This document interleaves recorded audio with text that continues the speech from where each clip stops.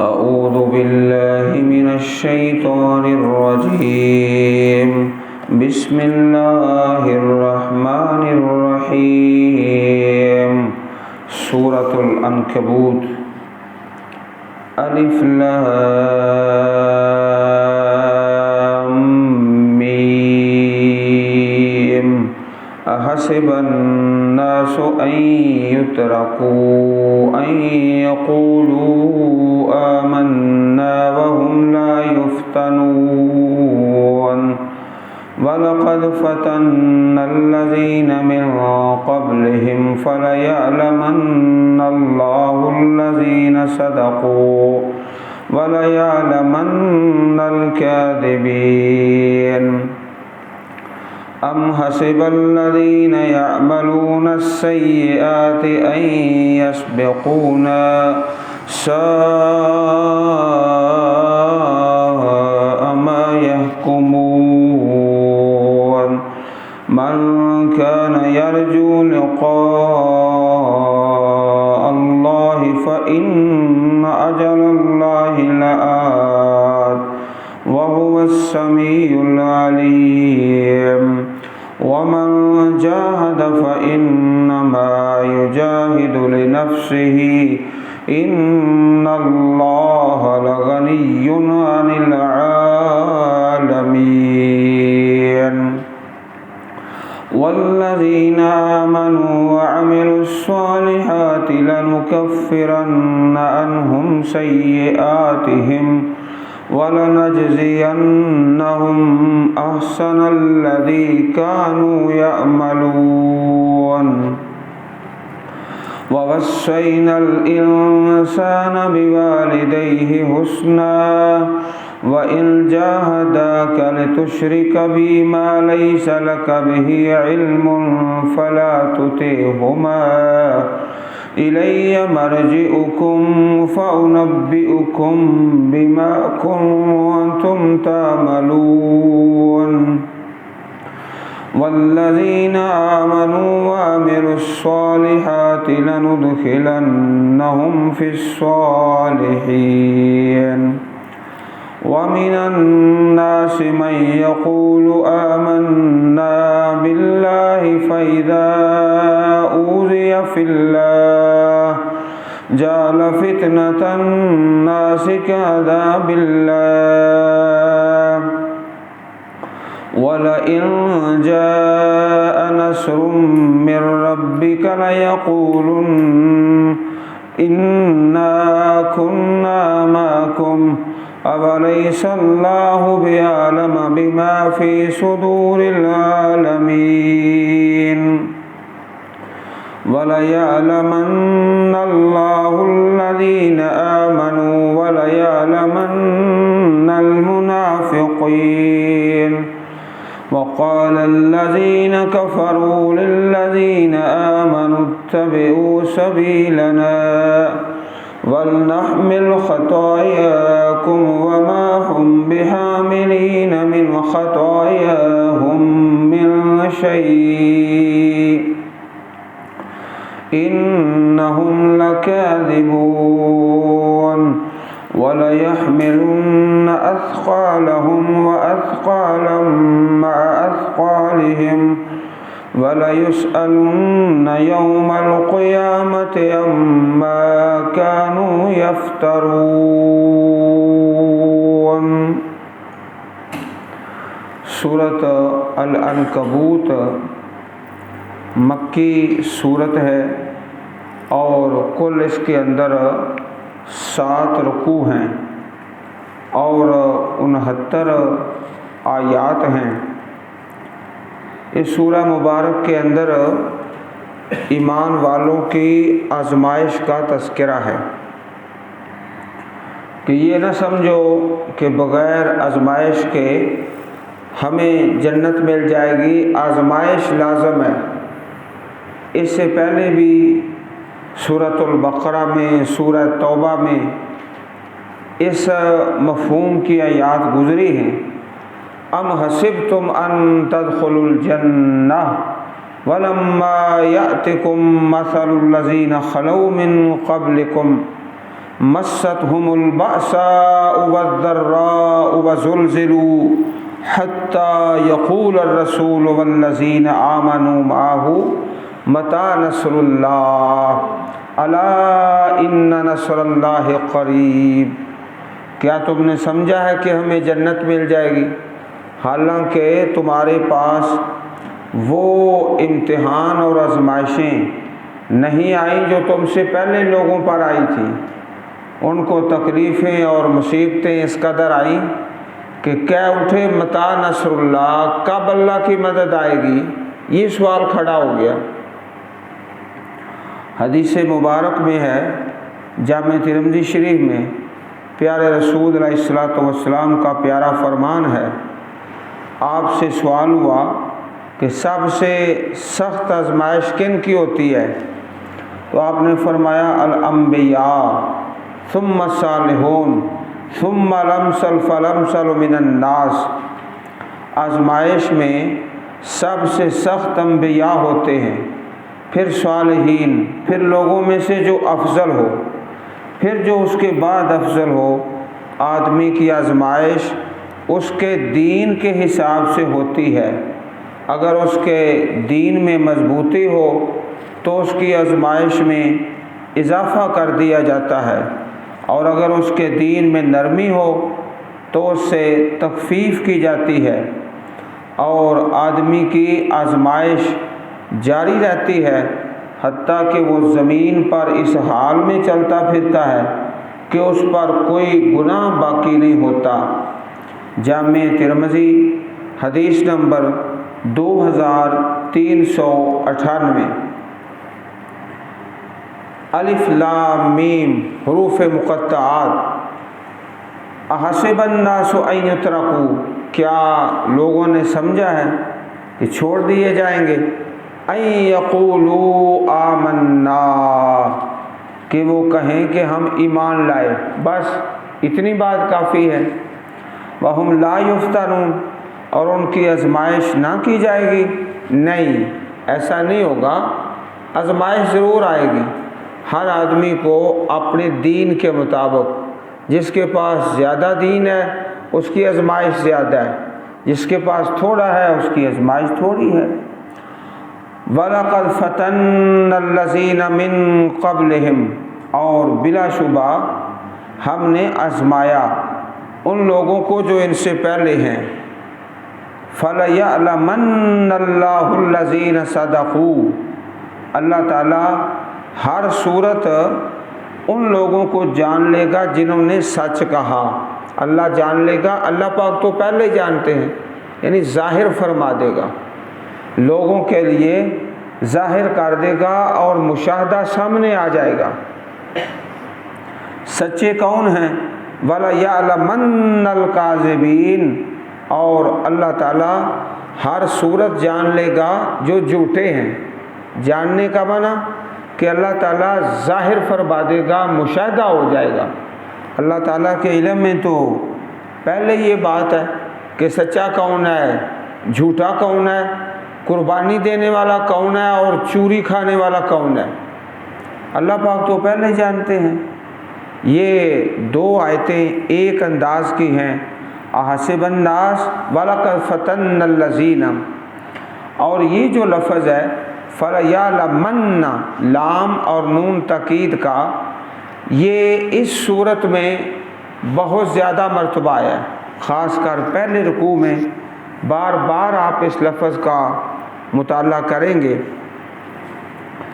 अम हसिबल्लज़ीना यअमलून सय्यिआत, ये आयत करीमा और इससे अगली आयत, ये दोनों एक अंदाज की हैं, आयत नंबर 4 और 5।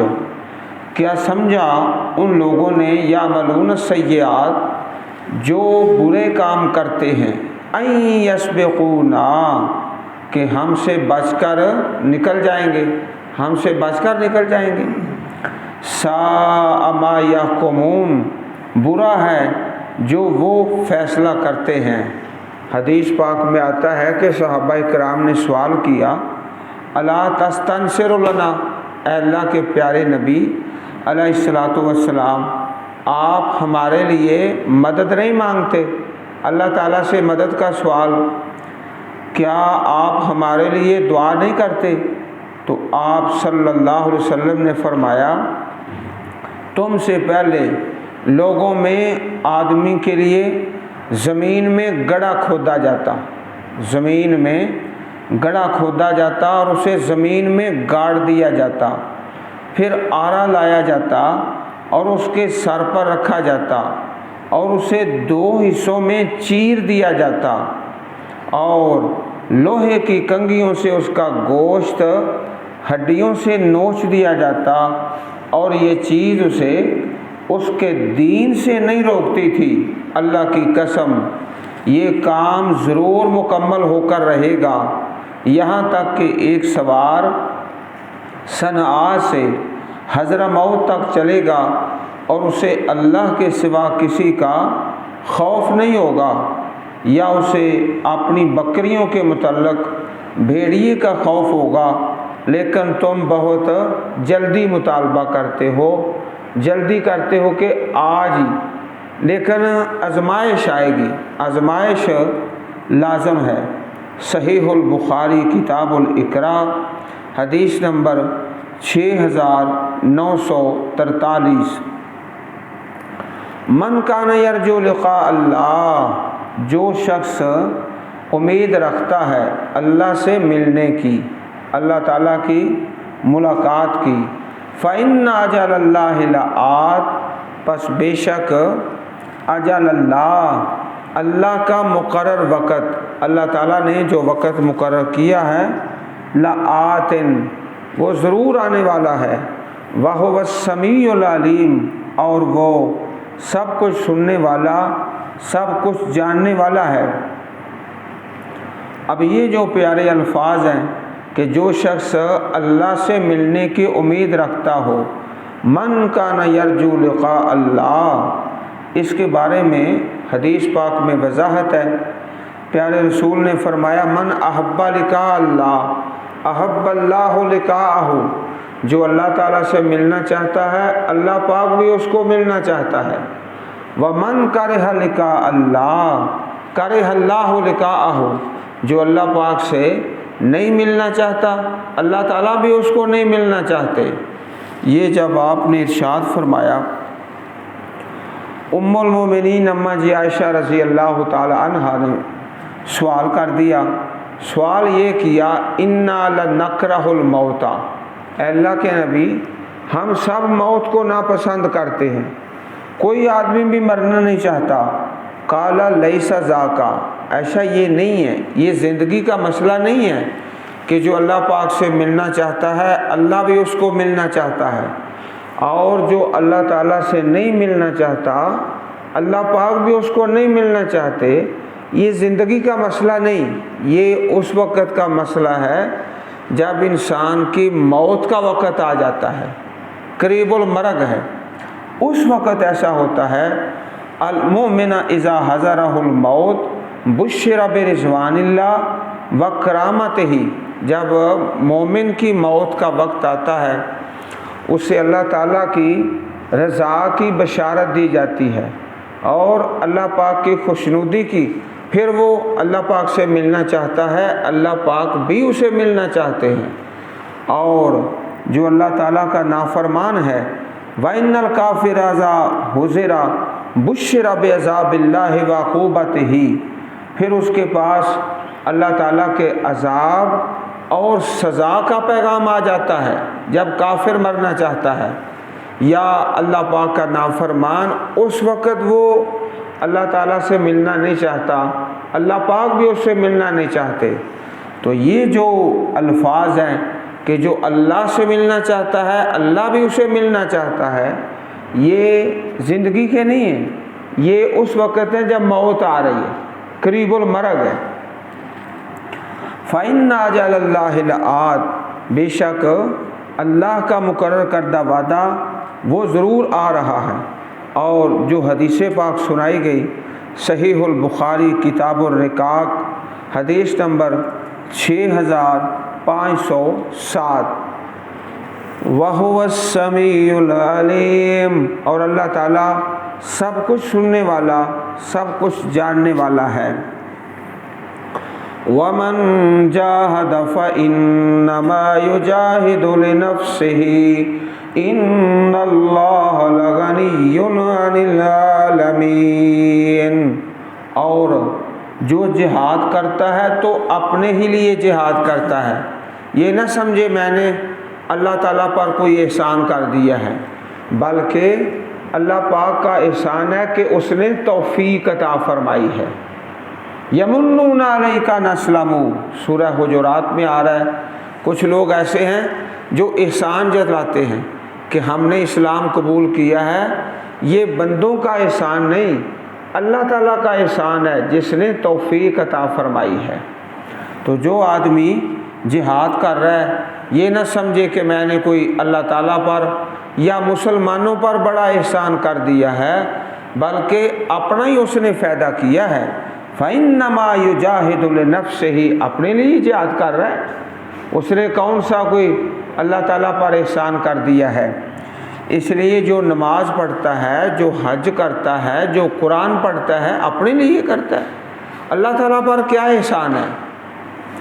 ان اللہ لغنی عن العالمین، بے شک اللہ تعالیٰ بے پرواہ ہے جہانوں سے، تمام جہانوں سے بے پرواہ ہے۔ نبی کریم علیہ الصلوۃ والسلام سے سوال ہوا ای الجہاد افضل، قال من جاہد المشرکین بمالہ ونفسہ، کون سا جہاد افضل ہے؟ آپ نے فرمایا جو مشرکین کے ساتھ اپنی جان اور مال کے ساتھ جہاد کرے۔ قیل فای القتل اشرف، شہادت کون سی بہتر ہے، سب سے زیادہ فضیلت والی شہادت کون سی ہے؟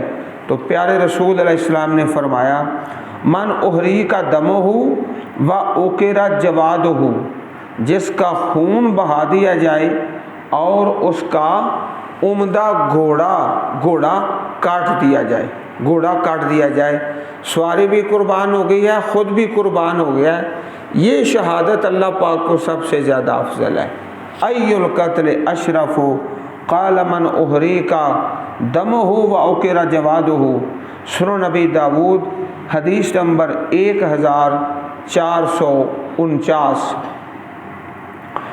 والذین آمنوا وعملوا الصالحات، اور وہ لوگ جو ایمان لائے اور عمل کیے صالح نیک عمل، لنکفرن عنہم سیئاتہم، ہم ضرور دور کر دیں گے ان سے ان کی برائیاں۔ اسلام لانے سے پچھلے گناہ معاف ہو جاتے ہیں۔ حدیث پاک میں آتا ہے صحیح مسلم شریف میں کتاب الایمان میں کہ 3 عمل ایسے ہیں جس سے پچھلے سارے گناہ معاف ہو جاتے ہیں۔ ایک تو اسلام ہے، ان الاسلام یہدم ما کان قبلہ، جب انسان کلمہ پڑھتا ہے تو پچھلے گناہ معاف ہو جاتے ہیں۔ دوسرا فرمایا ان الہجرۃ تہدم ما کان قبلہ، ہجرت کرنے سے پچھلے گناہ معاف ہو جاتے ہیں، اسلام سے اور ہجرت سے۔ اور تیسرا فرمایا ان الحج یہدم ما کان قبلہ، حج کرنے سے بھی پچھلے گناہ معاف ہو جاتے ہیں، اللہ تعالیٰ معاف فرما دیتے ہیں۔ لَنُكَفِّرَنَّ عَنْهُمْ سَيِّئَاتِهِمْ، ہم ان سے ان کی برائیاں ضرور دور کر دیں گے۔ وَلَنَجْزِيَنَّهُمْ، اور ہم ضرور ان کو بدلہ دیں گے۔ جس طرح عرض کیا گیا کہ یہ لفظ لام تاکید کا اور نون تاکید کا، لَنُكَفِّرَنَّ وَلَنَجْزِيَنَّ، بار بار اس صورت میں خاص کر پہلے رکوع میں بہت زیادہ ہے۔ احسن الذی کانوا یعملون، اس سے بہتر جو وہ عمل کرتے تھے۔ حدیث پاک میں آتا ہے کہ پیارے رسول علیہ الصلوۃ والسلام سے ایک صحابی نے سوال کر دیا، اے اللہ کے نبی، جو دور کفر میں ہم نیکیاں کرتے رہے، کسی غلام کو آزاد کیا ہے، کسی غریب آدمی کی خدمت کی ہے، اب ہم نے اسلام قبول کر لیا ہے، ان کا اجر ملے گا یا نہیں ملے گا؟ پچھلی جو نیکیاں جو کفر کے زمانہ میں کی ہیں ان کا اجر اور ثواب ملے گا یا نہیں ملے گا؟ تو پیارے رسول نے ارشاد فرمایا اسلمت علی ما سلف لک من خیر، جو نیکیاں کفر کے زمانے میں تم کرتے رہے اب اسلام قبول کر لیا تو اللہ پچھلی نیکیوں کا اجر بھی عطا فرما دے گا۔ اسلمت علی ما سلف لک من خیر، صحیح البخاری کتاب البیوع حدیث نمبر 2220۔ اللہ پاک اس سے بہتر جو بھی کسی انسان نے نیکی کی اجر اور صلہ عطا فرمائے گا۔ وَوَصَّيْنَا الْإِنسَانَ بِوَالِدَيْهِ حُسْنًا، اور ہم نے انسان کو اپنے ماں باپ کے ساتھ بھلائی کرنے کی تاکید کی، ماں باپ کے ساتھ۔ تو قرآن کریم کا یہ طریقہ بیان ہے، اکثر مقامات پر ایسے ہے، سب سے پہلا حق اللہ تعالیٰ کا اور دوسرا ماں باپ کا۔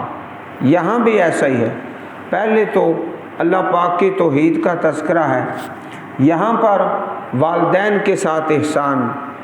اب ایک مسئلہ کھڑا ہو گیا، کئی لوگ مسلمان ہوئے لیکن جو والدین تھے وہ منع کرتے تھے اسلام قبول کرنے سے۔ وَإِن جَاهَدَاكَ، اور اگر وہ تجھ پر دباؤ ڈالیں اور زور ڈالیں، مجبور کریں، لِتُشْرِكَ بِي، تاکہ تو شرک کرے میرے ساتھ، مَا لَيْسَ لَكَ بِهِ عِلْمٌ، جو تیرے پاس علم نہیں ہے، فَلَا تُطِعْهُمَا، پھر ان کی اطاعت نہ کر۔ سب سے بڑا حق اللہ تعالیٰ کا حق ہے، اس کے بعد دوسرا حق والدین کا ہے، لیکن اگر والدین یہ کہتے ہیں کہ اللہ کی نافرمانی کی جائے تو پھر فلا تطعہما۔ اور حدیث مبارک میں ایک اصول بیان کیا ہے، لا طاعۃ لمخلوق فی معصیۃ اللہ عز وجل، جہاں اللہ کی نافرمانی ہو وہاں مخلوق کی اطاعت نہیں۔ لا طاعۃ لمخلوق فی معصیۃ اللہ، بیوی کے لیے خامند کی اطاعت ہے، لیکن اگر وہ اللہ تعالیٰ کی نافرمانی کا کہتا ہے تو پھر اطاعت کوئی نہیں۔ اسی طرح ماں باپ ہیں، فلا تطعہما، پھر ان کی اطاعت نہ کرو اگر وہ اللہ تعالیٰ کی نافرمانی کا حکم دیتے ہیں۔ اسی طرح جامع ترمذی میں حدیث مبارک ہے، السمع والطاعۃ علی المرء المسلم فیما احب وکرہ ما لم یؤمر بمعصیہ فإن امر بمعصیۃ فلا سمع علیہ ولا طاعۃ۔ ہر آدمی پر سننا اور ماننا فرض ہے، پسند کرے یا نہ کرے، ماننا بھی فرض ہے، سننا بھی فرض ہے۔ فیما احب وکرہ، پسند ہو ناپسند ہو، لیکن اس میں شرط ہے کہ اللہ تعالیٰ کی نافرمانی کا حکم نہ ہو۔ فَإِنْ أُمِرَ بِمَعْصِيَةِ اللَّهِ، اگر اللہ تعالیٰ کی نافرمانی کا حکم ہے، فَلَا سَمْعَ عَلَيْهِ وَلَا طَاعَةَ، پھر سننا بھی فرض کوئی نہیں، ماننا بھی فرض کوئی نہیں، نہ سننا ہے نہ ماننا ہے۔ جامع ترمذی کتاب الجہاد حدیث نمبر 1707۔ الیہ مرجعکم، میری طرف ہی تم سب کا لوٹنا ہے، فأنبئکم بما کنتم تعملون، میں تم کو خبر دوں گا اس کی جو تم عمل کرتے تھے۔ حدیث مبارک میں حضرت سعد بن ابی وقاص رضی اللہ تعالیٰ عنہ کا مشہور واقعہ ہے کہ آپ نے جب اسلام قبول کیا تو آپ کی امی جان نے بھوک ہڑتال کر دی، کہتی ہے نہ کھاؤں گی نہ پیوں گی حتیٰ تکفر بمحمد صلی اللہ علیہ وسلم، حتیٰ کہ تو اللہ کے نبی کا انکار کر دے۔ لوگوں نے تانا دینا شروع کر دیا۔ سعد بڑا اپنی امی کا خادم تھا، بڑا فرما بردار تھا اور مکہ پاک میں چرچا تھا۔ سعد کو اپنی امی سے بڑی محبت ہے، بڑا پیار ہے اور بڑی خدمت کرتا ہے، یہ عام چرچا چلتا تھا۔ جب اسلام قبول کیا لوگوں نے تانے دینے شروع کر دیے کہ کہاں گئی وہ خدمت اور احسان اور بھلائی۔ اللہ تعالیٰ نے اس وقت یہ آیت کریمہ نازل فرمائی کہ اگر وہ نافرمانی کا کہتے ہیں فلا تطعہما، پھر ان کی اطاعت نہ کرو۔ صحیح مسلم کتاب و فضائل صحابہ حدیث نمبر 1748، حضرت سعد رضی اللہ تعالیٰ عنہ فرمایا کرتے تھے قرآن پاک کی بہت سی آیتیں میرے بارے میں نازل ہوئی ہیں، ان میں سے ایک یہ ہے فلا تطعہما، اگر ماں باپ شرک کا کہتے ہیں تو ان کی اطاعت نہ کرو۔ والذین آمنوا وعملوا الصالحات، اور وہ لوگ جو ایمان لائے اور عمل کیے صالح، لندخلنہم فی الصالحین، پھر اسی انداز کا لفظ آ گیا ہے، ہم ضرور ان کو داخل کریں گے نیک لوگوں میں۔ وَمِنَ النَّاسِ مَن يَقُولُ آمَنَّا بِاللَّهِ، اور لوگوں میں سے بعض وہ ہیں جو کہتے ہیں ہم ایمان لائے اللہ تعالیٰ پر، ایمان لے آئے، زبان سے کہہ دیا۔ فَإِذَا أُوذِيَ فِي اللَّهِ، پھر جب اسے اللہ کے معاملے میں تکلیف دی جائے، آزمائش آئے، تو جعل فتنة الناس كعذاب اللہ، لوگوں کے ستانے کو اللہ کے عذاب کی طرح سمجھ لیتا ہے۔ لوگ ستاتے ہیں دین پر تو پھر وہ سمجھتا ہے جیسے کو اللہ تعالیٰ کا عذاب آ گیا ہے، یہ اس کی غلطی ہے۔ اللہ تعالیٰ کے عذاب میں تو ناراضگی ہے، اور جب لوگ تنگ کرتے ہیں تو اس میں اللہ تعالیٰ کی رضا ہے۔ تو ایک ہے فتنۃ الناس، لوگوں کا ستانا، اور دوسرا ہے عذاب اللہ، ان میں بڑا فرق ہے۔ لیکن بعض اوقات ایسا ہوتا ہے کہ جو کمزور ایمان والا ہے وہ فتنۃ الناس کو ایسے سمجھتا ہے جیسے کہ عذاب اللہ، اللہ تعالیٰ کا عذاب ہے، حالانکہ ان دونوں میں بڑا فرق ہے۔